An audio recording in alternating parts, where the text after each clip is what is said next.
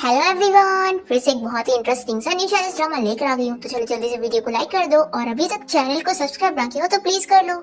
Drama की starting में हम हमारी फीमेल लीड शो को देखते हैं, जो कि कोर्ट में हान के साथ अपना मैरिज रजिस्टर करवा रही होती है, जो कि हमारे ड्रामे का मेल लीड है। शो यहाँ पर स्टाफ से कहती है कि आखिर कितना टाइम लगने वाला है। तो हान इसे देखकर सोचता है कि औरों की तरह वैसी टिपिकल लड़की है, जिसे यहाँ रजिस्ट्री ऑफिस में भी शादी कितनी जल्दी हो रही है। शो इसका गुस्से वाला मुंह देखकर एक्सप्लेन करने लगती है कि मैं तो बस ऐसे ही पूछ रही थी, आखिर मैं भी पहली बार शादी कर रही हूँ। फिर दोनों ही फोटो क्लिक करवाते हैं और इन लोगों को मैरिज सर्टिफिकेट मिल जाता है। पर यहाँ पर हान शो को पहले ही एक्सप्लेन कर देता है कि अगर तुमने हमारी शादी के बारे में किसी को भी बताई तो इसका नतीजा अच्छा नहीं होगा, और फ्रेंडली रिमाइंडर दे रहा हूँ कि तुम फिर अफोर्ड नहीं कर पाओगी। ये कहकर हान यहाँ से चला जाता है और शो बस इसकी बातें सुनकर रह जाती है। फिर इसके बाद हम देखते हैं कि शो अपने ग्रैंडपा से मिलने पहुँचती है और देखती है कि उसके ग्रैंडपा तो मर गए। वो बहुत ज्यादा रोने लग जाती है और अपने ग्रैंडपा से कहती है कि आपके कहने पर मैंने जी फैमिली में शादी कर ली, लेकिन आखिर आप मेरा मैरिज सर्टिफिकेट देखे बिना पहले कैसे जा सकते हैं। ग्रैंडपा हमेशा कहते थे कि आप मेरी शादी देखना चाहते हैं, लेकिन आपने अपना प्रॉमिस पूरा नहीं किया। और ग्रैंडपा, क्या आपने कभी सोचा कि आपके बिना मेरे पास कोई घर नहीं है। ऐसा बोलते हुए शो बहुत ज्यादा रोई जा रही होती है। फिर इसके बाद हम देखते हैं कि ग्रैंडपा का फ्यूनरल चल रहा होता है और तभी यहाँ पर ग्रैंडपा का जो लॉयर होता है वो शो से बताता है कि मैं आपकी ग्रैंडपा की फाइनल विशेष आपको बताना चाहता हूँ। ये वो 20% शेयर्स का एग्रीमेंट है जो कि ग्रैंडपा ने आपके नाम पर करी, और ये घर और जो बाकी सारी प्रॉपर्टीज हैं उन्होंने वो सब भी आपके ही नाम पर करी। और उन्होंने मुझे ये लेटर भी आपको देने के लिए कहा है और आपको समझाने के लिए बुलाया है कि आप जी फैमिली में जल्दी चले जाओ। शो की फ्रेंड उसे कहती है कि तुम्हें ग्रैंडपा की बात माननी चाहिए, वो तुम्हारे अच्छे के लिए सब बोल कर गए। अब तभी यहाँ पर शो के डैड आ जाते हैं और उसे चिल्लाने लगते हैं कि तुम कितनी बेकार लड़की हो, कल रात ग्रैंडपा की मौत हो गई और तुमने हमें इस बारे में बताया भी नहीं। तुमने ये सब जानबूझ के की हो क्योंकि तुम्हारे इंटेंशन मुझे अच्छे नहीं लगते, तुम सेम अपनी मॉम की तरह। तभी हम देखते हैं कि हान भी फ्यूनरल में आने के लिए पहुंचता है, पर तभी वो बाहर से ही देखने लगता है। शो के डैड उसे चिल्लाते हैं कि आज मैंने तुम्हें सबक नहीं सिखाया ना, तो मैं भी तुम्हारा डैड नहीं। और वो उसे स्लैप लगाने जा रहे होते हैं, पर शो उनका हाथ पकड़ के रोक लेती है और उन्हें चिल्लाती है कि ये आपके हंगामे करने की जगह नहीं है। अगर आप यहाँ पर ग्रैंडपा को अपसेट करने आए हो तो अब भी यहाँ से निकल जाओ। हान को भी ये देखकर बुरा लगता है कि शो के डैड तो बिल्कुल अच्छे नहीं है और शो के डैड उसे धमकी देकर जाते हैं कि मैं तुम्हें बाद में देख लूंगा। फिर इसके बाद शो अपने ग्रैंडपा को याद करते हुए इमेजिन कर रही होती है और उनसे कहती है कि आप अब भी गए और मैं अब भी से आपको बहुत ज्यादा मिस कर रही हूँ। आपके बिना अब ये घर घर नहीं कहलाएगा और मैं आपसे प्रॉमिस करती हूँ, आप चाहती थी ना कि मैं अकेले ना रहूं, तो ठीक है, मैं खुश रहूंगी और अच्छे से रहूंगी। फिर इसके बाद शू बाहर आती है और यहाँ पर हान का असिस्टेंट इसे पिक करने आया होता है। शू से कहती है कि तुम मेरा लगेज अपने साथ लेकर जाओ और मुझे घर का एड्रेस सेंड कर दो, मैं वहाँ पर खुद पहुँचूंगी। तो असिस्टेंट पूछता है कि क्या सच में आप ये बाइक से ट्रेवल करने वाली है। तो शू हाँ कहती है और फिर वो अपनी बाइक से हान के घर पहुँच जाती है और यहाँ पर बहुत सारी मेड्स इसका वेलकम करने के लिए खड़ी होती है। शू ये देखकर सोचती है कि ये तो सच में अमीर लोगों की दुनिया है। अब यहाँ पर जो हाउसकीपर होती है वो शू के कपड़े देखकर सोचती है कि ये लड़की सच में बहुत ही गरीब है। फिर असिस्टेंट शू को बताता है कि ये हाउसकीपर आपको घर की सारी चीजें दिखा देंगी, तो आप अपना सेटल हो जाओ, मैं कंपनी जा रहा हूँ और अगर कुछ भी चीज की जरूरत हो तो आप मुझे कॉल करके बता सकती है। तो शू इसे थैंक यू कहती है और वो चल जाता है। और फिर यहाँ पर जो हाउसकीपर होती है इसके तो रंग ही बदल जाते हैं। ये शू से कहती है कि आज मेरे घर पे कुछ जरूरी काम है तो मैं छुट्टी ले रही हूँ, तो मैडम आपको अपना डिनर खुद देखना होगा। शू कहती है कि कोई बात नहीं, मैं मैनेज कर लूंगी। फिर हाउसकीपर यहाँ से जाते हुए सोचती है कि ये ज्यादा दिन तक यहाँ पर मैडम बन के टिकने वाली नहीं है, तो मुझे 20 से ज्यादा दिन तक सर्व करना नहीं पड़ेगा।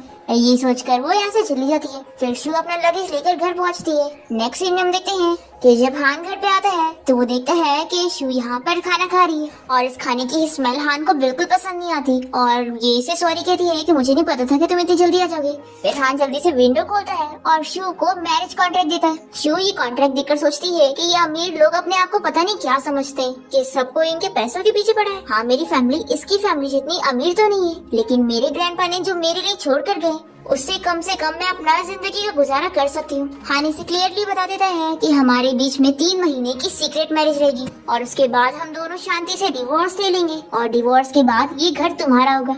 और सबसे इम्पोर्टेंट, तुम इस बारे में किसी और को नहीं बता सकती हो। अगर तुम बताओगी तो कॉन्ट्रैक्ट का रूल ब्रेक होगा और रूल ब्रेक करने की वजह से तुम्हें 100 मिलियन मुझे पे करने पड़ेंगे।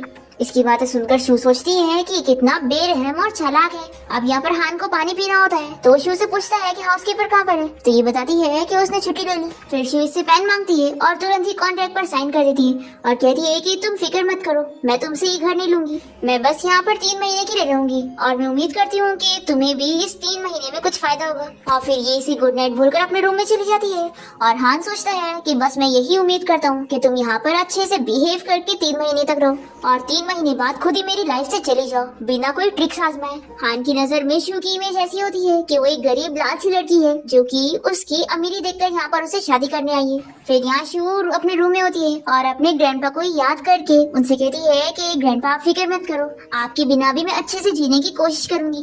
फिर इसके बाद शू अपनी जॉब पर जाती है और यहाँ पर नर्स उसे देखकर पूछती है कि डॉक्टर शू आप ठीक तो है ना, तो कहती है कि हाँ मैं फुली रिकवर हूँ, मैं इतनी भी नाजुक नहीं हूँ कि अभी भी अपने ग्रैंडपा को लेकर रोती रहूं। अब तभी हम देखते हैं कि शू के डैड यहाँ पर भी पहुंच जाते हैं तो शू इनसे कहती है कि क्या हुआ, आप बीमार हो, तो उसके डैडी से चिल्लाते हैं कि तुम मुझे कर्ज कर रही हो, देखो चुपचाप से सुन लो, ग्रैंडपा की जो प्रॉपर्टी तुम्हें मिली है वो मुझे ट्रांसफर कर दो क्योंकि ग्रैंडपा की प्रॉपर्टी तुम्हें नहीं मुझे मिलनी चाहिए। पर शू नहीं मानती और अपने डैड से कहती है कि क्या आपका दिमाग खराब हो गया है, तो फिर आप यहाँ से कहीं और जाओ क्योंकि मैं दिमाग का इलाज नहीं करती। तो शू के डैड उसे चिल्लाते हैं कि तुम अपने डैड से कैसे बातें कर रही हो, देखो चुपचाप से ट्रांसफर एग्रीमेंट पे साइन करो और अपने ग्रैंडपा की प्रॉपर्टी मुझे दो, और अगर नहीं दोगी तो भी मैं तुमसे लेकर रहूंगा और फिर तुम अपनी जॉब भी खो दोगी, याद रखना।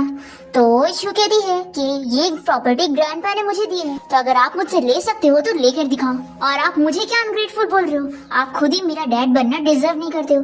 तो शू के डैड बहुत ही गुस्सा हो जाते हैं और उसे मारने के लिए उसके ऊपर पैन फेंकते हैं और फिर उसे स्लैप भी लगा देते हैं और फिर उसे दोबारा से स्लैप लगाने जा रहे होते हैं तो शू उनका हाथ पकड़ के रोक लेती है और कहती है कि आपने मेरी मॉम को मार दिया, लेकिन सिर्फ ग्रैंडपा की वजह से मैंने आपसे अपना बदला नहीं ली, और अब तो ग्रैंडपा भी नहीं रहे तो मुझे आपको और टॉलरेट करने की जरूरत ही नहीं है। अब तभी यहाँ पर शू की फ्रेंड आ जाती है उसे प्रोटेक्ट करने के लिए और उसके डैड को चिल्लाती है और कहती है कि अंकल आप चुपचाप यहाँ से चले जाओ, नहीं तो मैं अगर सिक्योरिटी गार्ड को बुलाऊंगी तो आपकी इमेज खराब होगी। शू के डैड यहाँ पे नर्स और बाकी पेशेंट को चिल्लाते हैं कि तुम लोग क्या देख रहे हो, और वो गुस्से में चले जाते हैं। फिर शू की फ्रेंड भी यहाँ पर उन लोग को यहाँ से जाने के लिए बोलती है और शू से पूछती है कि आखिर तुमने अपने डैड से मार कैसे खाई, तुम्हें तो इतनी अच्छी टेक्वांडो आती है। शू कहती है कि मैंने जानबूझ के मार खाई हूँ। फिर शू की फ्रेंड पूछती है कि जरूर तुम्हारे डैड यहाँ पर तुम्हारे ग्रैंडपा की वसीयत के लाए होंगे ना, तो बताती है कि हाँ वो चाहते हैं कि मैं ग्रैंडपा के सारे शेयर्स और प्रॉपर्टी उनके नाम पे कर दूं, पर मैंने उन्हें मना कर दी और उन्हें साइकियाट्रिस्ट को दिखाने बोली, इसलिए वो इतना गुस्सा हो गए। तो शू की फ्रेंड पूछती है कि अब तुम क्या करोगी, अपनी जगह यहाँ पर किसी और को शिफ्ट करवाओगी या फिर अभी भी पेशेंट को देखना कंटिन्यू रखोगी। तो शू कहती है कि ऑफ कोर्स मैं पेशेंट को देखूंगी, क्यों नहीं देखूं मैं, मेरे हाथ और पैर में थोड़ी ना चोट आई है, और रही बात ये चेहरे की तो मैं मास्क पहन लूंगी। इसकी फ्रेंड पूछती है कि वैसे कल रात तुम्हारी कैसी गई, हान ने तुम्हें ज्यादा परेशान तो नहीं किया, तो ये बताती है कि वो और मैं डिस्टेंस मेंटेन करके रह रहे, हम लोगों ने डिसाइड किए कि हम दोनों में से कोई भी एक दूसरे को परेशान नहीं करेगा। तो इसकी फ्रेंड शॉक होती है और कहती है कि वो तुम्हारी ब्यूटी पे फॉल नहीं हुआ, तुम लोग सच में एक छत के नीचे रह भी रहे हो या नहीं। शू कहती है कि कल मैं नूडल्स खा रही थी तो जरूर उसकी स्मेल उसे पसंद नहीं आई होगी, इसलिए वो सुबह भी जल्दी चला गया था, तो लगता है वो नूडल्स की स्मेल से डर गया होगा। तो शू की फ्रेंड कहती है कि तुम सच में बहुत ही कमाल की हो। फिर शू कहती है कि वैसे वो इतना भी खराब नहीं है, ठीक ठाक दिखता है और बस थोड़ा सा कोल्ड है। तो इसकी फ्रेंड कहती है कि तुम लास्ट नाइट बच गई, इसका ये मतलब नहीं कि तुम उसको अच्छा समझो। फिर इसकी फ्रेंड को कॉल आ जाता है और वो यहाँ से चली जाती है और शू सोचती है कि मैं हान के साथ अपना डिस्टेंस मेंटेन करके रखूंगी और हम दोनों ही अपने काम से मतलब रखेंगे, बस 3 महीने की तो बात है, फिर हमारा डिवोर्स हो जाएगा। दूसरी तरफ हम शू के डैड को देखते हैं जो कि उसके स्टेप मॉम और स्टेप सिस्टर के साथ होते हैं। स्टेप मॉम इन्हें भड़का रही होती है कि शू कितनी खराब है, आखिर ग्रैंडपा की प्रॉपर्टी आपको मिलनी चाहिए तो वो अपने नाम पर सब करके बैठी है। तभी शू की स्टेप सिस्टर कहती है कि डैड आपको शू से जल्द प्रॉपर्टी लेनी चाहिए, नहीं तो अगर उसकी शादी हो गई तो फिर वो 20% शेयर्स आपको बिल्कुल नहीं मिलने वाले। तो डैड कहते हैं कि वो बस एक अनग्रेटफुल लड़की है अपनी मॉम की तरह, और उसे क्या लगता है कि वो मुझे चैलेंज कर सकती है, बिल्कुल भी नहीं, वो मेरे हाथ से बचेगी नहीं। फिर हम देखते हैं कि शू की जॉब की छुट्टी होने के बाद जैसे ही वो कार में बैठती है तो वो देख लेती है कि उसके पीछे गुंडे लगे हुए हैं और वो समझ जाती है कि उसके डैड से वेट नहीं हो रहा है और वो उसे रास्ते से हटाना चाहते हैं। फिर शू अपनी ड्राइविंग करना स्टार्ट करती है और कार को घुमा घुमा कर इन गुंडों को काफी सताती है और फिर बीच में कार रोकती है। तभी हम देखते हैं कि हान भी यहाँ अपने फ्रेंड के साथ कार से आ रहा होता है और वो शू को देखकर यहीं पर ही कार रोक लेते हैं। अब तभी ये गुंडे कार से निकलकर शू से फाइट करने पहुंचते हैं और हान का फ्रेंड ये देखकर कहता है कि चलो हम लोग उस लड़की की हेल्प करने चलते हैं। पर हान तो कार की हेडलाइट ऑफ करने के लिए बोलता है और अपने फ्रेंड से कहता है कि वो ये हैंडल कर लेगी। फिर शू तो इन गुंडों से बहुत ही इजीली फाइट कर लेती है और उसे समझाती है कि जाके मेरे डैड और मेरी स्टेप मॉम को कह देना कि वो मेरा कुछ नहीं बिगाड़ सकती और वसीयत तो वो लोग मुझसे लेना भूल ही जाए। और क्या मेरी स्टेप मॉम ने तुम लोगों को बताई नहीं कि मैं बहुत ही अच्छी फाइटर हूँ? तो ये कहता है कि उसने हमें बताई थी। तो शू कहती है कि फिर तो गलती उसकी थी कि उसने तुम लोगों को अच्छे से नहीं बताई, तो अब तुम लोग उससे ही अपनी मेडिकल फीस लेना। और फिर शू इसे पैर मार के यहाँ से निकलने को कहती है। फिर शू की सारी फाइटिंग देखने के बाद हान का फ्रेंड उसे पूछता है कि आखिर तुम्हें कैसे पता था कि इस लड़की के पास इतनी अच्छी स्किल्स है? ये लड़की तो सच में बहुत ही अमेजिंग है। 6 मिनट के अंदर इसने इन गुंडों को मार गिरा दी। फिर हान भी सोचने लगता है कि आखिर शू उसे कितने सरप्राइजेस देने वाली है। तभी यहाँ पर हान का फ्रेंड कहता है कि मुझे तो ये लड़की बहुत ज्यादा पसंद आ गई है। पर तभी हान का असिस्टेंट कार चलाने के लिए कहता है, तो इसका फ्रेंड कहता है कि रुको, मैं पहले जा रहा हूँ उस लड़की से उसका नंबर लेने के लिए। तो हान इसे मना करता है कि तुम नहीं जा सकते हो। तो इसका फ्रेंड पूछता है कि आखिर तुम मुझे रोक क्यों रहे हो? मुझे इतना अच्छा मौका मिला है, मैं तो जाके रहूंगा। अगर मैंने इतनी अच्छी ब्यूटी को खो दिया तो फिर मुझे लाइफ लॉन्ग रिग्रेट होगा। हान कहता है कि वो लड़की तुम्हारे लिए सुटेबल नहीं रहेगी। तो इसका फ्रेंड कहता है कि अगर मेरे लिए नहीं रहेगी तो क्या तेरे लिए सुटेबल रहेगी? और वैसे तेरी बातों में अब मुझे कुछ गड़बड़ी लग रही है, कहीं तो इस लड़की को लाइक तो नहीं करता है? तो हान इसका जवाब नहीं देता और जल्दी से कार से बाहर निकाल देता है। तो इसका फ्रेंड कहता है कि सॉरी, मुझसे गलती हो गई, अब तो मुझे कार में ले ले। तो हान अपने असिस्टेंट से कहता है कि तुम ड्राइव करो और वो कार लेके चला जाता है और इसका फ्रेंड यहीं बीच रास्ते में फंस जाता है। फिर हम देखते हैं कि शू घर के बाहर जैसी पहुंचती है तो हान भी यहाँ पर आ जाता है और ये इसे देखकर सोचती है कि आखिर मैं क्या बात करूं। फिर वो इसे हाय कहते हुए बोलती है कि कितना बड़ा कोइंसिडेंस है, क्या तुम भी घर जा रहे हो? तो ये कहता है कि हाँ। फिर शू सोचती है कि आखिर अब मैं और क्या बात करूं। तभी असिस्टेंट यहाँ पर शू की कार देख लेता है और सोचता है कि तो बॉस की कार है। फिर असिस्टेंट याद करता है कि रास्ते में जो लड़की फाइट कर रही थी वो कोई और नहीं बल्कि बॉस की वाइफ थी। ये सोचकर ये काफी शॉक होता है। फिर हान से कहता है कि तुम वापस जाओ, कल मुझे पिक करने के लिए पहुंच जाना। तो असिस्टेंट सोचता है कि लगता है बॉस को पता है कि वो लड़की जो फाइट कर रही थी वो यही थी। सच में बॉस सबसे बहुत ही अलग है, इनकी वाइफ के पीछे गुंडे पड़े थे पर ये तो इतने शांत थे, इन्हें तो कुछ फर्क ही नहीं पड़ा। फिर हम देखते हैं कि हान और शू साथ में घर आते हैं और शू से पूछती है कि क्या तुम्हें मुझसे कुछ चाहिए? तो कहता है कि मुझे भूख लगी है, क्या तुम मेरे लिए कुछ बना दोगी? फिक्र मत करो, मैं तुम्हें पे करूंगा। फिर हम देखते हैं कि शू इसके लिए कुकिंग कर रही होती है और हान बड़ा खुश होता है। तभी इसे इसके फ्रेंड का कॉल आता है और वो इससे पूछता है कि आज जो लड़की रास्ते में फाइट कर रही थी उसने मिस सू की स्पोर्ट्स कार ली थी, तो तुम्हें क्या लगता है कि वो अमेजिंग लड़की आखिर कौन होगी? तो हान अपने फ्रेंड को कुछ नहीं बताता और फिर वो शू के साथ उसके बनाए हुए नूडल्स खाने के लिए बैठता है और फिर वो रुककर इसे देखने लगता है। तो शू कहती है कि क्या हुआ, खा क्यों नहीं रहे हो? देखो मैंने बहुत टेस्टी बनाई हूँ और इसमें जहर नहीं मिला हुआ है। तभी हाने से पूछता है कि क्या तुम मिस सू को जानती हो? तो शू बताती है कि हाँ, वो मेरी बेस्ट फ्रेंड है। तो ये सोचता है कि अच्छा, तभी तो ये उसकी कार ड्राइव कर रही थी। फिर हान शू को बताता है कि मैंने हाउसकीपर को फायर कर दिया क्योंकि आखिर तुम मेरी नॉमिनल वाइफ हो, तो अगर तुम्हें कोई भी बुली करेगा तो मैं उसे छोड़ूंगा नहीं। अगर कोई तुम्हारी डिसरिस्पेक्ट करेगा तो वो मेरी फैमिली की डिसरिस्पेक्ट कर रहा है। शू कहती है कि थैंक यू, लेकिन फ्यूचर में तुम्हें ये सारी चीजें करने की जरूरत नहीं है, मैं अपनी चीज खुद हैंडल कर लूंगी। और फिर वो अपने रूम में चली जाती है और हान सोचता है कि आखिर ये लड़की कैसे एनवायरनमेंट में पली बड़ी है जो इसकी पर्सनैलिटी इस टाइप की हो गई कि ये दूसरों की हेल्प एक्सेप्ट नहीं करना चाहती है, और वैसे इसकी फैमिली भी अमीर ही है। फिर इसके बाद हान अपने असिस्टेंट को कॉल करता है और वो उसे शू के बारे में पूरी डिटेल इन्फॉर्मेशन पता करने के लिए कहता है। तभी हान का फ्रेंड जल्दी से असिस्टेंट से फोन ले लेता है और हान को बताने लगता है कि मैं तुम्हें एक बहुत ही इंटरेस्टिंग चीज बताऊं, तुम्हें पता है अभी बार के सामने मुझे वही अमेजिंग लड़की दिख रही है जिसको हमने फाइट करते हुए देखे थे। लगता है इस लड़की की किस्मत सच में मेरे साथ जुड़ी हुई है।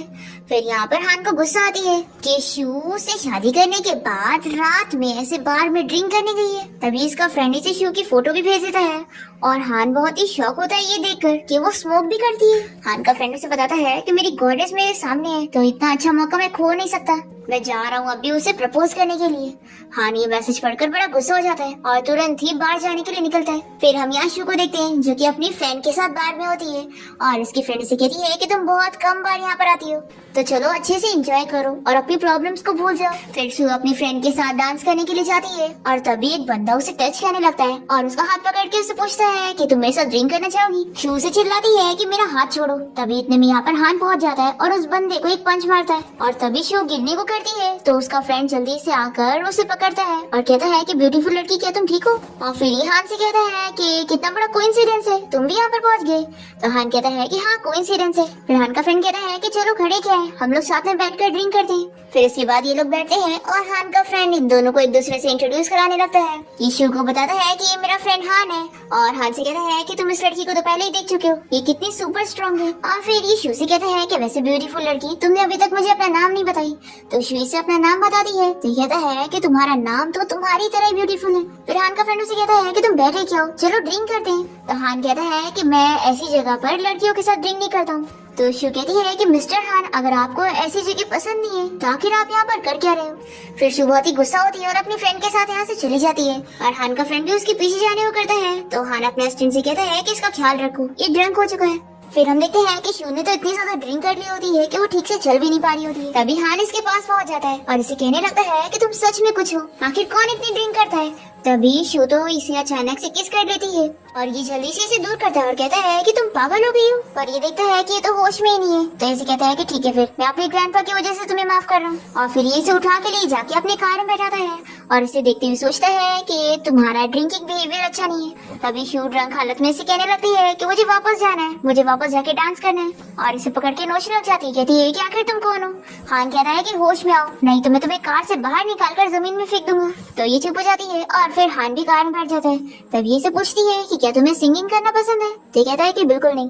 तो ये पूछती है कि फिर क्या तुम्हें सिंगिंग सुनना पसंद है? तो भी ये नहीं कहता है। फिर ये कहती है कि तुम मेरा गाना सुनो, मैं बहुत ही अच्छी सिंगिंग करती हूँ। और फिर ये गाना सुनाने लग जाती है और इसे टच करने लगती है। तो हान कहता है कि आप चुप हो जाओ, एक काम करते हैं, हम दूसरा गेम खेलते हैं। तो शू ये कहती है कि मेरे पास एक अच्छा आइडिया है, हम बलून फुगाने का गेम खेलते हैं। हान को बहुत ही गुस्सा आता है और वो कहता है कि ठीक है, फिर तुम यहाँ पर मेरा वेट करो, मैं बलून लेकर आता हूँ। शू कहती है कि रुको, तुम्हें जाने की जरूरत नहीं है, बलून मेरे पास ही है। और फिर वो इसे किस करने लगती है और हान बेचारा शौक रह जाता है कि वो इसे रोक ही नहीं पा रहा है। तभी इतने में एक अंकल यहाँ पर आ जाते हैं और हान से कहते हैं कि मैं तुम लोग को किस करते हुए डिस्टर्ब नहीं करना चाहता था, लेकिन क्या तुम अपनी कार हटा सकते हो, मुझे यहाँ से जाना है। तो हान बड़ा एम्बेरस फील करता है और अपने असिस्टेंट को ड्राइव करने के लिए कहता है। फिर नेक्स्ट मॉर्निंग जब शू की नींद खुलती है तो ये कल रात के बारे में याद करके बड़ी शौक होती है कि कल इसने हान के साथ क्या करी।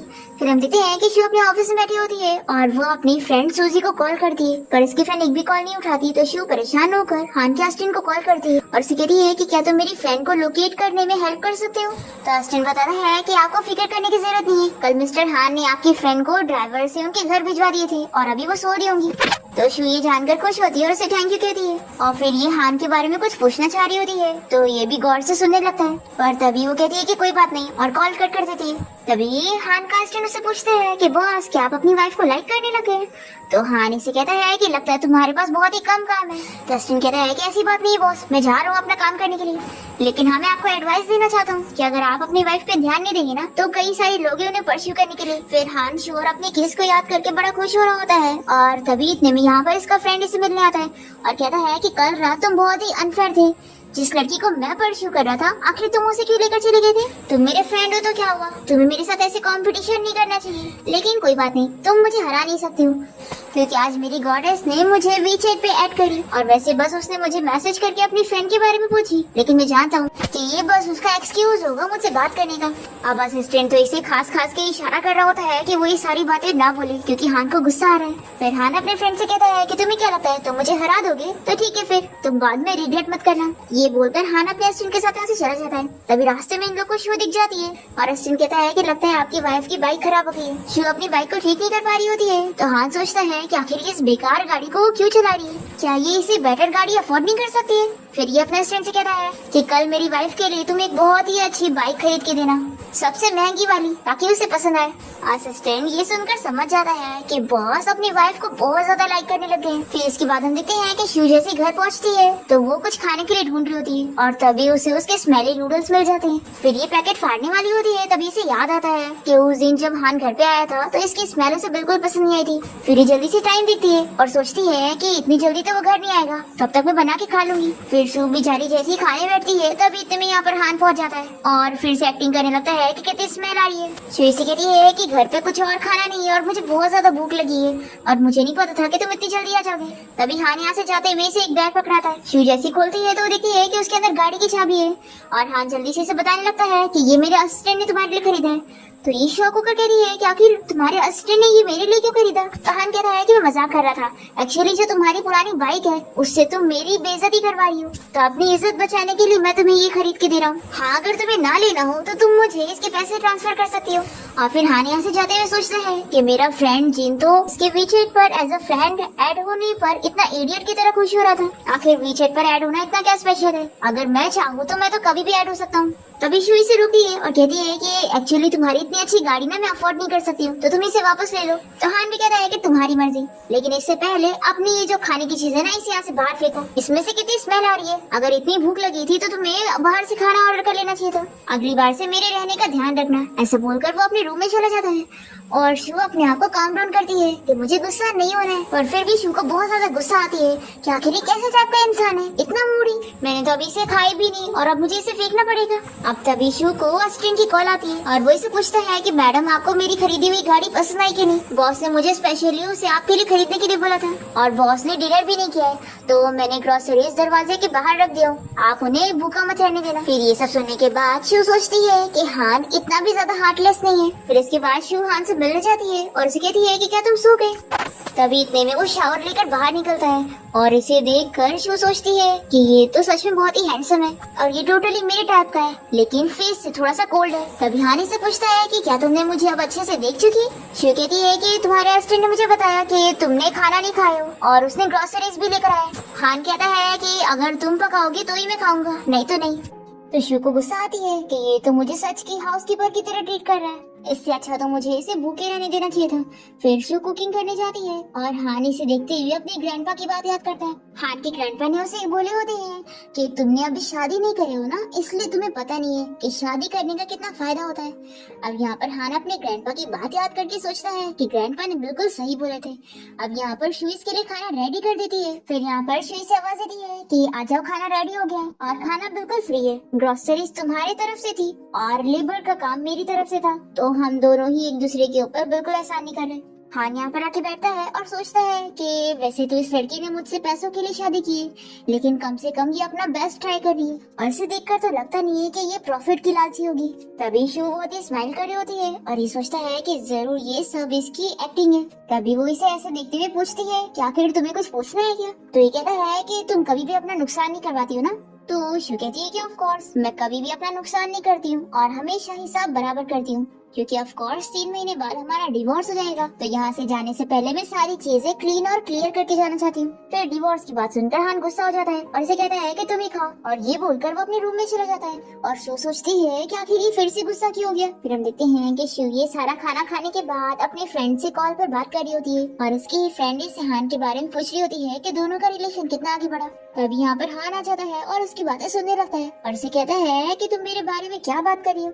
तो शू डर जाती है, जल्दी से अपनी फ्रेंड का कॉल कट करती है और इसे कहती है कि तुम बिना आवाज कर यहाँ पर आ गए, या फिर तुम्हें लोगों की बातें कान लगाकर सुनने की आदत है। हान कहता है कि मेरा घर है, मैं कहीं पे भी कभी भी जा सकता हूँ और वैसे यहाँ पर गिल्टी मैं नहीं बल्कि तुम्हें होना चाहिए। लगता है तुम मेरे कॉन्ट्रैक्ट का रूल भूल गई हो। मैंने बोला था कि हमारी शादी के बारे में तुम किसी और को नहीं बता सकती, पर तुमने अब कॉन्ट्रैक्ट का रूल तोड़ दिया अपनी फ्रेंड को इस बारे में बताकर। और फिर ये अपने मन में सोचता है कि तुम मेरी वाइफ बने रहना चाहती हो, इसीलिए तो तुमने दूसरे को बताई है। तुम बस बाहर से मेरे साथ कोल्ड बनने का प्रिटेंड करती हो कि तुम्हें मैं पसंद नहीं हूँ, लेकिन अपने मन में तो तुम मेरे लिए बहुत ही सैटिस्फाइड हो। शू कहती है कि तुम समझो ना, मैंने सिर्फ अपनी बेस्ट फ्रेंड को बताई हूँ, एक ही पर्सन को।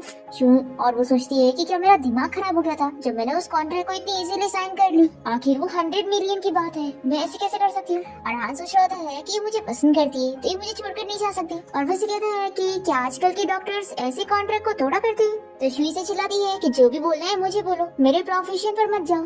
तो हान कहता है कि अच्छा तो तुम्हें अभी भी याद है कि तुम एक डॉक्टर हो, क्योंकि मुझे तो लगता है कि तुम मेरी वाइफ की पोजीशन लेकर बड़ी खुश हो। तो शु गुस्सा हो जाती है और कहती है कि 100 मिलियन की बात है ना, तुम वेट करो, मैं कहीं से भी पैसे लाकर तुम्हें दे दूंगी, लेकिन मेरी एक शर्त है कि एक हाथ से पैसे लेना और एक हाथ से मुझे कॉन्ट्रैक्ट टर्मिनेट करके देना। हान तो बड़ा खुश हो रहा होता है कि कितनी चालाकी कर रही है, आखिर कॉन्ट्रैक्ट खत्म होने के बाद भी तो ये मेरी वाइफ रहेगी। पर तभी शु कहती है कि अगर तुम मेरी बात समझ रही हो तो पहले हमें डिवोर्स ले लेना चाहिए। तो हान शॉक हो जाता है कि तुम मुझसे डिवोर्स लेना चाहती हो? ये कहती है कि ऑफ कोर्स, तुम मुझ पर ऐसे इल्जाम लगा रही हो तो मुझे तुमसे डिवोर्स ही लेना है, जितना जल्दी हो जाएगा उतना बेहतर। तो हान ऐसे कहता है कि तुम इस बारे में दोबारा सोच लो, क्योंकि ये शादी तुम्हारे ग्रैंडपा ने डिसाइड किए थे, तो क्या तुम फिर भी करना चाहती हो? तो शु कहती है कि मुझे तो लगता है कि तुम इस बारे में अच्छे से सोचना चाहते हो। ठीक है फिर, जब तुम्हारा जॉब रेडी हो जाए तो मुझे बता देना। ऐसा बोलकर ही चली जाती है। और फिर हम देखते हैं कि शु इस बारे में अपने फ्रेंड को बताती है कि अब उससे 100 मिलियन भरने के लिए मैं अपने ग्रैंडपा की प्रॉपर्टी बेचूंगी। उसकी फ्रेंड शॉक होती है और कहती है क्या तुम डिवोर्स लेने वाली हो, वो भी 100 मिलियन भर के? तो ये कहती है कि मैं क्या कर सकती हूँ, कॉन्ट्रैक्ट का रूल जो टूट गया है। तो शु की फ्रेंड कहती है कि सच में तुम्हारा हस्बैंड तो एक नंबर का पागल है। अच्छा ये जल्दी से इसे डिवोर्स ले लो, और इससे अच्छा तो तुम मेरे भाई से शादी करो, वो बहुत ही अच्छा है, और हम लोग तो तुम्हारे 100 मिलियन भरने में भी हेल्प कर देंगे। पता नहीं वो हान समझता क्या है कि तुम उसके पैसों की लालची हो, जाने दो, तुम उसको गेट लॉस्ट कर दो। तो शु कहती है कि थोड़ा स्लो बोलोगी, नहीं तो सभी को पता लग जाएगा कि मेरा डिवोर्स होने वाला है। अब तभी यहाँ पर हान अपने फ्रेंड्स के साथ आया होता है और शुई से देखकर जल्दी से अपना मुंह छिपाने लगती है और अपनी फ्रेंड से कहती है कि आखिर ये यहाँ पर किस लिए है। तभी हान का फ्रेंड जिन शु को देख लेता है और उसे बताता है कि देखो मेरी गॉडेस यहाँ पर है, मैं तो जा रहा हूँ उसके पास। और उसके पास बैठने जा रहा होता है तो हान जल्दी से उसे साइड करता है और जल्दी से शु के पास बैठकर उसे इंट्रोड्यूस करवाता है कि ये देखो ये मेरी वाइफ है। तो शु इसकी बातें सुनकर शॉक हो जाती है और सोचती है कि आखिर ये बंदा करना क्या चाहता है। इसी ने मुझसे बोला था कि शादी के बारे में किसी और को ना बताऊं, और कल हमारी डिवोर्स के बारे में भी बात हुई थी, तो आखिर अब इसका क्या इरादा है? और फिर हान शु से कहता है कि अब मैंने तुम्हें अपने फ्रेंड से इंट्रोड्यूस करा दिया तो मैंने भी कॉन्ट्रैक्ट का रूल तोड़ा हूं, तो हमारा हिसाब बराबर। शु सोचती है कि अब इसका क्या मतलब है? तो हान से कहता है कि इसका ये मतलब है कि अब तुम्हें 100 मिलियन पे करने की जरूरत नहीं। फिर जिन बड़ा शॉक होता है कि उसकी गॉडेस तो हान की वाइफ निकली। तभी शु की फ्रेंड सुजी कहने लगती है कि तुम तो अपने फ्रेंड की वाइफ को चेस करने में पड़े थे। तो जिन हान से कहता है कि बिल्कुल भी नहीं, मैं तो बस तुम्हारी वाइफ का फ्रेंड बनना चाह रहा था। तो हान इससे कहता है कि ठीक है फिर आज रात तुम मेरे साथ बॉक्सिंग के लिए चलोगे। तो जिन कहता है कि बिल्कुल भी नहीं, तुम अगर मेरे साथ बॉक्सिंग खेलोगे तो मैं 3 दिन तक उठ नहीं पाऊंगा। फिर इस पर शु हंसने लग जाती है तो हान इसे देखने लगता है। दूसरी तरफ हम देखते हैं शु की स्टेप सिस्टर को, जो कि अपनी मॉम से कह रही होती है कि पार्टी में जाने के लिए मेरे पास कोई भी ड्रेस नहीं है। तो उसकी मॉम कहती है कि तुम्हारे डैड की कंपनी में भी प्रॉब्लम चल रही है, तो अभी मैं तुम्हें 50,000 देती हूँ, तुम उससे जाके खरीद लो। तो वैन कहती है कि मॉम ये तो बहुत ही कम है, मैं अपने बॉयफ्रेंड के घर जा रही हूँ जी फैमिली में, और वहाँ पर मैं सस्ते कपड़े नहीं पहन सकती। फिर ये सुनकर तो इसकी मॉम खुश जाती है कि तुम्हारे पास बॉयफ्रेंड है, वो भी जी फैमिली का, जल्दी बताओ क्या वो मिस्टर हान है? तो वैन कहती है कि नहीं मॉम, वो उसका छोटा भाई है। तो इसकी मॉम कहती है कि फिर तो वो अच्छा कहा है, मैंने सुनी हूँ कि वो सभी लड़कियों से ऐसी क्लोज होता रहता है। तो वैन कहती है कि मॉम मैं कर ही क्या सकती हूँ, वो मिस्टर हान तो किसी को भी भाव नहीं देता और किसी भी लड़की को क्लोज नहीं होने देता है। तो इसकी मॉम कहती है कि चलो जाने तो कोई बात नहीं, इतनी रिच फैमिली की अगर तुम डॉटर इन लॉ बन गई तो कितना अच्छा हो जाएगा। तो वैन कहती है कि मॉम आपके पास कोई प्लान है क्या? तो इसकी मॉम इसे अच्छे से सारी ट्रिक समझाती है। फिर इसके बाद हम देखते हैं कि शु अपने ऑफिस में होती है। तभी हान इसे कॉल करके बताता है कि आज तुम्हें फैमिली डिनर के लिए मेरे साथ घर चलना होगा। तो शु इसके लिए हाँ कहती है और फिर कॉल रखने के बाद हान इस बारे में सोच रहा होता है कि उसे शु को याद दिला के रखना होगा कि वो उसकी वाइफ है।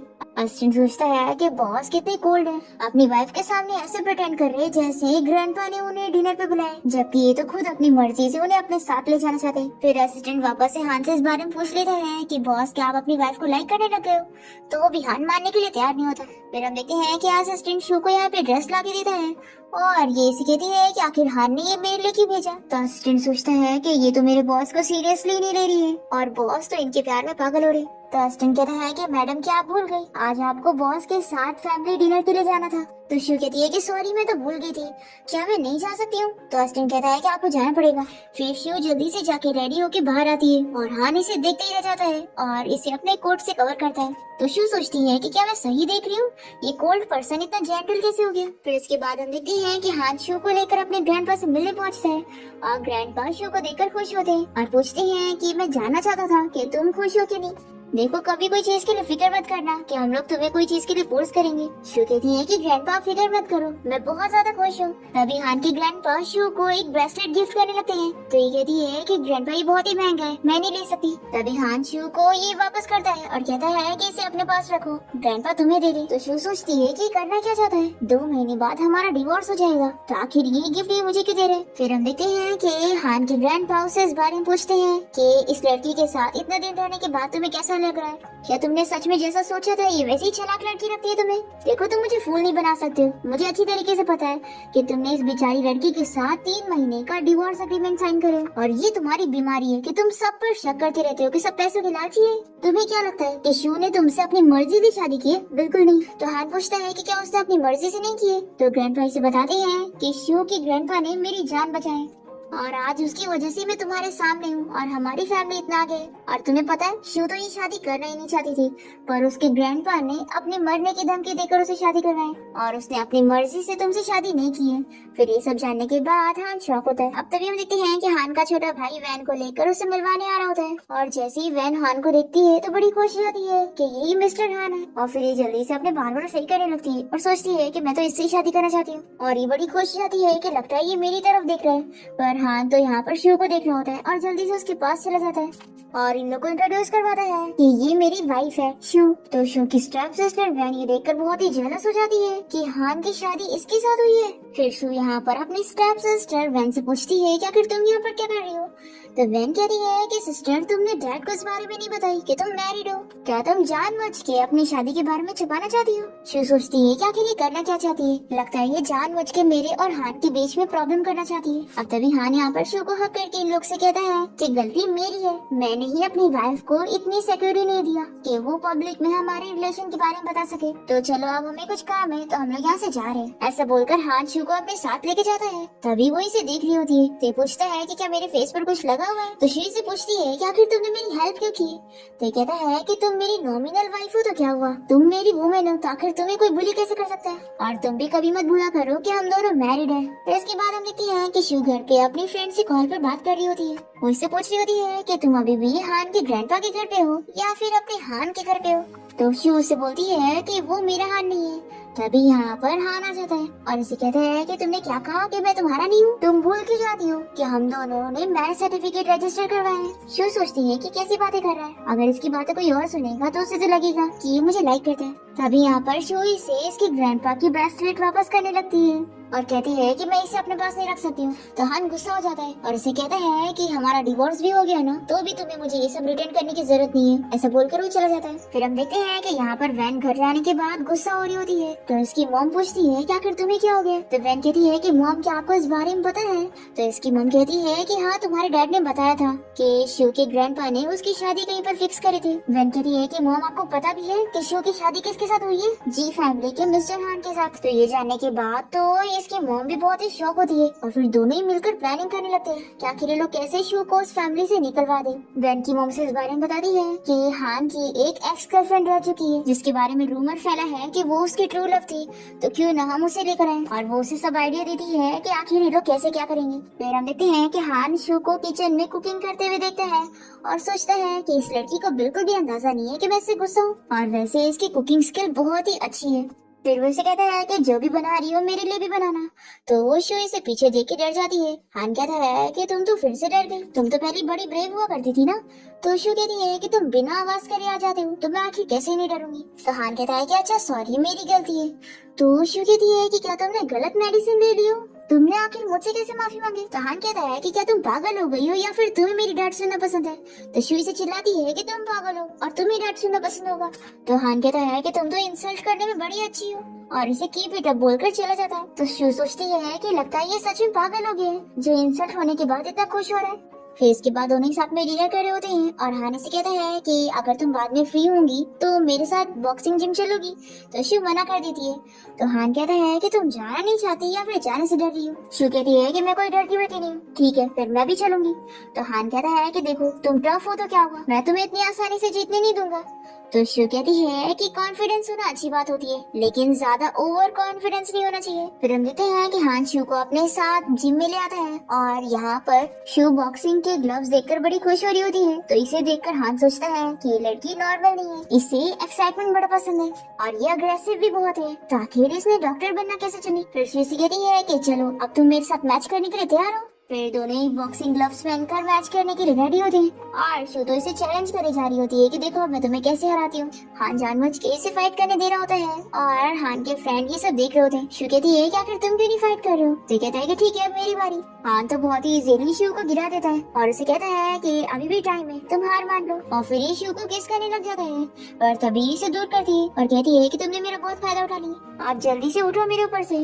तो हान इसके ऊपर गिरने की एक्टिंग करता है कि मैं थक गया हूँ, मेरे से उठे नहीं जा रहा। फिर हम देखते हैं कि हान के दोनों फ्रेंड इन लोग का डिनर पे वेट कर रहे होते हैं और जिन कहते हैं कि कहीं सिस्टर इन लॉ ने हान की हालत बुरी तो नहीं कर दी। तभी यहाँ पर दोनों आ जाते हैं और हान शो को अपने बाजू में बैठा देता है और वो शो से बहुत ही शर्मा रहा होता है। तो उसका फ्रेंड पूछता है कि क्या हुआ, तो अपनी वाइफ को लाइक करने लग गया। पर हान मानने के लिए तैयार नहीं होता और उसे कहता है कि तू ज्यादा सोच रहा है। और ये शो को देखते हुए सोचता है कि मैं सच में इसके बारे में कुछ तो फील करता हूँ। फिर रात में हम देखते हैं कि शो अपने आप को आईने में देखते हुए सोचती है कि हान की फाइटिंग स्किल तो सच में बहुत ही अच्छी है, लेकिन अब इतनी रात को फार्मेसी बंद हो चुकी है तो आखिर मैं इस चोट पर लगाने के लिए मेडिसिन कहाँ से लाऊं। अगर मैं इसे कवर अप नहीं करूंगी तो आखिर कल काम पे कैसे जाऊंगी। तभी हान यहाँ पर आकर इसे मेडिसिन देने लगता है और कहता है कि ये मेरी रिस्पॉन्सिबिलिटी है। तो शू इसे थैंक यू बोलकर मेडिसिन ले जाने लगती है तो ये इसे रोकता है और कहता है कि क्या तुम मेरा चेकअप कर सकती हो, मुझे जानना है कि कहीं मुझे कोई चोट तो नहीं आई है। शू नहीं मान रही होती है तो ये कहता है कि तुम बोलो मत कि तुम एक डॉक्टर हो। फिर शू को मानना ही पड़ता है और हान जल्दी से अपने कपड़े खोलकर बेड पर बैठ जाता है।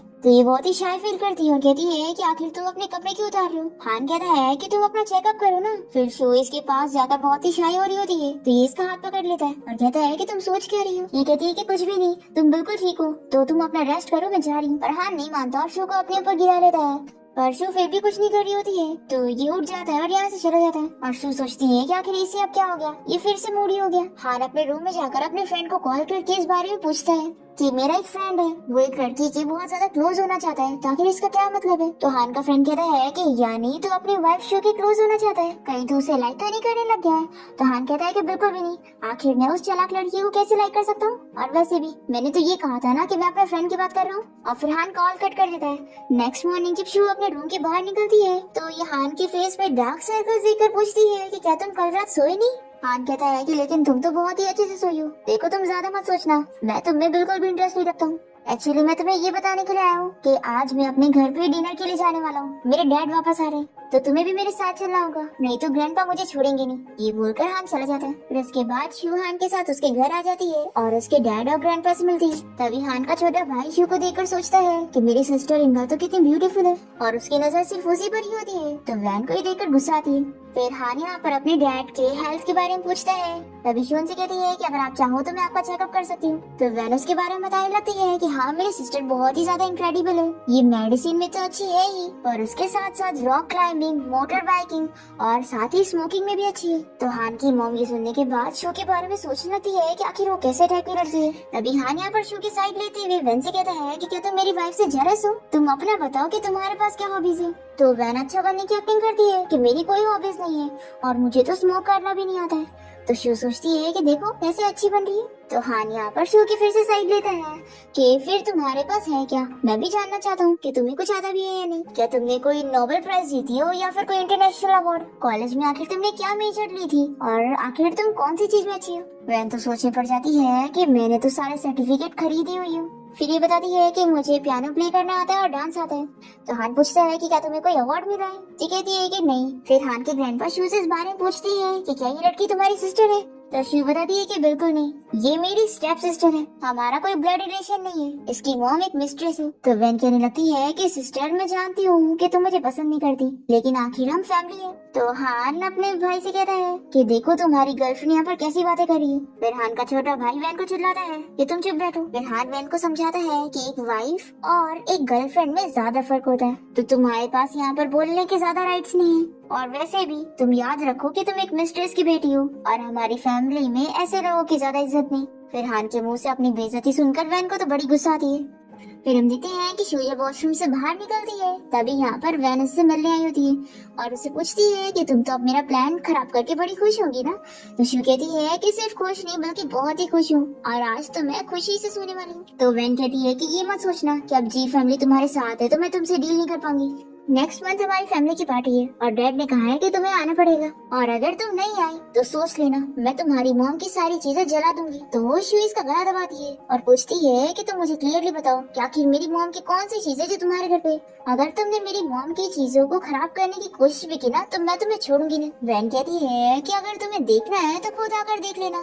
शू कहती है कि ठीक है मैं जरूर वहाँ पर आऊंगी लेकिन तुम ही बाद में रिग्रेट मत करना। फिर हम देखते हैं कि हान और शू अपने घर जाने के लिए निकल रहे होते हैं तो ग्रैंडपा इन लोगों को रोक कर कहते हैं कि तुम लोग आज यहाँ से नहीं जाओगे, क्या तुम दोनों अपने ग्रैंडपा के लिए थोड़ा सा टाइम भी नहीं निकाल सकते। तो ग्रैंडपा कहते मनाने पर दोनों को ही मानना पड़ता है और फिर ग्रैंडपा इन दोनों को एक रूम में भेज देते हैं और कहते हैं कि जाओ तुम लोग रेस्ट करो। फिर शू रूम में आने के बाद हान से कहती है कि आखिर हम दोनों सोएंगे कैसे, एक काम करते हैं तुम्हारे पास एक्स्ट्रा ब्लैंकेट तो होंगे ना तो तुम बेड पर सो जाओ मैं जमीन पर सो जाऊंगी। हान को बुरा लगता है कि ये मेरे साथ सोना ही नहीं चाहती है और फिर वैसे कहता है कि आखिर मेरे घर पे इतने सारे ब्लैंकेट क्यों होंगे, तुम्हें क्या लगता है मुझे इसकी जरूरत है। तो शू कहती है कि सच में तुम्हारी फैमिली तो बैंकरप्ट है, तुम बिना ड्रेस के भी होंगी तो भी मुझे तुम में इंटरेस्ट नहीं होगा। तो सोचो अभी तो तुम ड्रेस में हो और तुम ऐसे डर क्या रही हो, कहीं ऐसा तो नहीं कि तुम ही अपने आप को कंट्रोल नहीं कर पा रही हो। तो शू कहती है कि मेरे लिए तो ऐसा बिल्कुल भी नहीं है और फिर वो शावर लेकर बाहर आती है और अपने फोन में ही लगी होती है। तो ये सोचता है कि क्या मैं इसे दिख नहीं रहा हूँ और या ये मेरी तरफ बिल्कुल भी अट्रैक्टेड नहीं। फिर हान शू के पास जाकर उसे पूछता है कि क्या मैं गुड लुकिंग हूँ।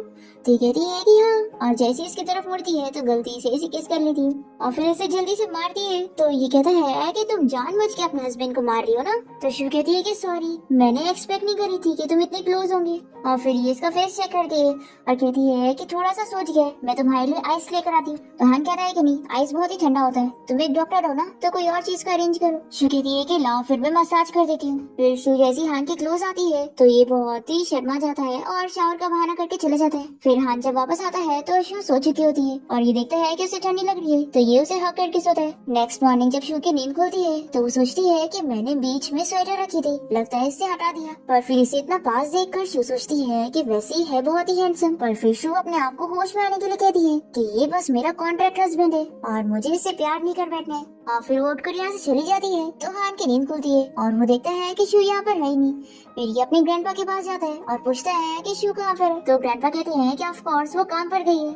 तो हान को बुरा लगता है कि वो मुझे बिना कुछ बोले ही चली गई, कम से कम मुझे भी जगा देती तो मैं भी उसके साथ जाता, क्या मैं उसकी नजरों में इतना अनइम्पोर्टेंट हूँ। फिर ये अपसेट होकर जा रहा होता है तो इसके ग्रैंडपा कहते हैं कि अब तुम जाग ही गए हो तो मेरे साथ ब्रेकफास्ट करो। फिर ब्रेकफास्ट करते हुए ग्रैंडपा से कहते हैं कि तुम्हारे और उस लड़की के 2 महीने पूरे हो चुके हैं तो डिवोर्स का टाइम आने वाला होगा ना, तो ठीक है इसके बाद तुम उसे डिवोर्स ले भी लेते हो तो मुझे कोई प्रॉब्लम नहीं है। मैं समझ गया हूँ कि आखिर में किसी रिश्ते के लिए तुम लोग को फोर्स कैसे कर सकता हूँ। वैसे भी शू एक अच्छी लड़की है और मैं चाहता हूँ कि उसकी लाइफ वेस्ट ना हो, उसे उसकी खुशियाँ मिलनी चाहिए। वैसे भी शू की ग्रैंडपा ने मुझे उसका ख्याल रखने के लिए बोले थे तो मैं उससे अपनी बेटी बना लूंगा और उसके लिए एक अच्छा सन इन लॉ ढूंढूंगा। वैसे भी तुम दोनों सीक्रेट मैरिज में हो तो तुम दोनों एक कपल हो, इस बारे में किसी को पता ही नहीं, तो मुझे उसके लिए एक अच्छा लड़का ढूंढने में इजी होगा। आखिर बाकी सब लड़के तुम्हारी तरह ब्लाइंड थोड़ी ना होंगे। ये सुनने के बाद हान को बुरा लगता है कि फिर इसके बाद क्या मुझे शू को सिस्टर कहना पड़ेगा। फिर हान अपने ग्रैंडपा से कहता है कि मैं कंपनी जा रहा हूँ और वो गुस्से में यहाँ से चला जाता है। तो ग्रैंडपा बहुत ही गुस्सा होते हैं कि आखिर इस लड़के को एक अच्छी लड़की नहीं पसंद आ रही है तो इसे कोई दूसरी अच्छी लड़की कहाँ मिलेगी।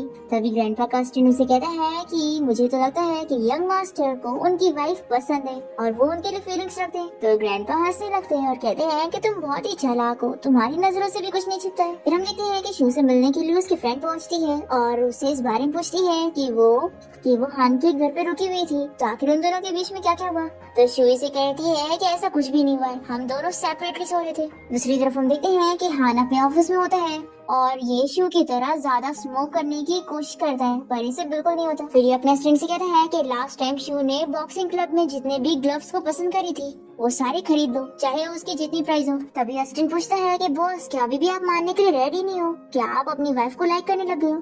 तो हान इसे मारने लगता है और कहता है कि बिल्कुल नहीं। तभी यहाँ पर हान को उसकी एक्स गर्लफ्रेंड सुमान की कॉल आती है और वो उसे बताता है कि बॉस सुमान आपसे मिलना चाहती है। फिर हम देखते हैं कि हान सुमान से मिलने पहुंचता है और उससे पूछते हैं कि तुम मुझसे बिजनेस की बात करने वाली थी ना, तो बोलो क्या बोलना है। तो ये कहती है कि हम लोग पुराने फ्रेंड्स है ना, तो ये लो पहले ड्रिंक पियो। दूसरी तरफ हम देखते हैं कि शू अपने फ्रेंड के भाई से मिलने लगी होती है और तभी वो इसे गिफ्ट देता है जो कि शू को बहुत ही पसंद आता है। और उसकी फ्रेंड सूजी से कहने लगती है कि मेरे ब्रदर को अभी नहीं पता है कि तुम्हारी शादी हो चुकी है, और वैसे भी तुम तो फेक मैरिज में हो ना, तो उसके बारे में सोचना छोड़ दो। और फिर ये दोनों साथ में डिनर के लिए जा रहे होते हैं, तभी सामने से हान और सुमान साथ में आते हैं और सूजी का भाई चैन हान को हेलो कहता है। तो हान तो इसे देखकर जेलस हो जाता है कि शू इससे मिलने गई है और इसने इसे गिफ्ट भी दिया है। फिर वो सुमान के साथ यहाँ से बाहर चला जाता है और शू भी इन लोग को देखकर जेलस होती है और सोचती है कि अच्छा तो इसकी एक्स गर्लफ्रेंड वापस आ गई है, तो ये इसमें इंटरेस्टेड है। तभी तो ये मुझे बोलता है कि मुझ में बिल्कुल इंटरेस्टेड नहीं है। फिर ये इतनी अपसेट होती है कि ये सूजी और उसके भाई से कह देती है कि अभी मैं तुम लोग के साथ डिनर नहीं कर पाऊंगी, मुझे कुछ काम है तो मैं जाती हूँ। फिर यहाँ पर हम देखते हैं कि हान तो बहुत ही गुस्सा होता है और सुमान से अपना पीछे छुड़ाकर जल्दी से कार में बैठता है और सुमान भी इसकी कार में बैठना चाह रही होती है, पर ये कार को लॉक कर लेता है और इसे कहता है कि एक्टिंग करना बंद करो, मैं अच्छे तरीके से जानता हूँ कि तुम कोई ड्रंक नहीं हो और तुम बस ये सब मुझे फंसाने के लिए एक्टिंग कर रही हो। तुमने क्या मुझे ब्लाइंड समझी हो जो मुझे कुछ भी पता नहीं चलेगा। तो सुमन सोचती है कि अभी तो ये मेरे साथ इतना जेंटल था और अब इतना कोल्ड बिहेव कर रहा है, अच्छा तो ये बस उस लड़की को दिखाने के लिए मेरे साथ यहाँ पर आया। हान इसे कहता है कि देखो हमारे बीच में अब कुछ भी नहीं रहा है, हमारा ब्रेकअप हो चुका है और मेरी ऐसी आदत नहीं है कि मैं अपनी एक्स गर्लफ्रेंड को अपने कार में बैठाऊं, तो ठीक है बाय बाय। तो सुमन इसे चिल्लाती है कि क्या तुम्हें मेरे साथ बिजनेस नहीं करना है, जो तुम्हें इम्पोर्टेंट लैंड चाहिए थी वो मैं तुम्हें दे सकती हूँ। हान कहता है कि तुम्हें क्या लगता है कि उस लैंड के बिना मेरा कुछ नहीं चलेगा। तो ये से कहती है कि सॉरी तुम मेरा गलत मतलब मत लो, पर फिर हान इसकी कोई बकवास नहीं सुनता है और कार लेके चला जाता है। फिर हान जैसे अपने घर के बाहर पहुंचता है तो वो यहाँ शू को स्मोक करता हुआ देखकर उसे रोकता है। फिर इन दोनों के बीच में आर्ग्यूमेंट होने लग जाता है क्योंकि ये दोनों ही ये समझ रहे होते हैं कि दोनों ने ही अपना अपना रिप्लेसमेंट ढूंढ लिए। और फिर हान तो शू के पास उसके फ्रेंड के भाई का गिफ्ट देकर गुस्सा होकर चला जाता है। फिर शू बहुत ही अपसेट होती है, तभी इसे इसकी स्टेप सिस्टर वैन का मैसेज आता है। वो इसे कहती है कि कल पार्टी में टाइम पर पहुंच जाना, नहीं तो तुम्हारी मॉम की चीजें मैं जला दूंगी।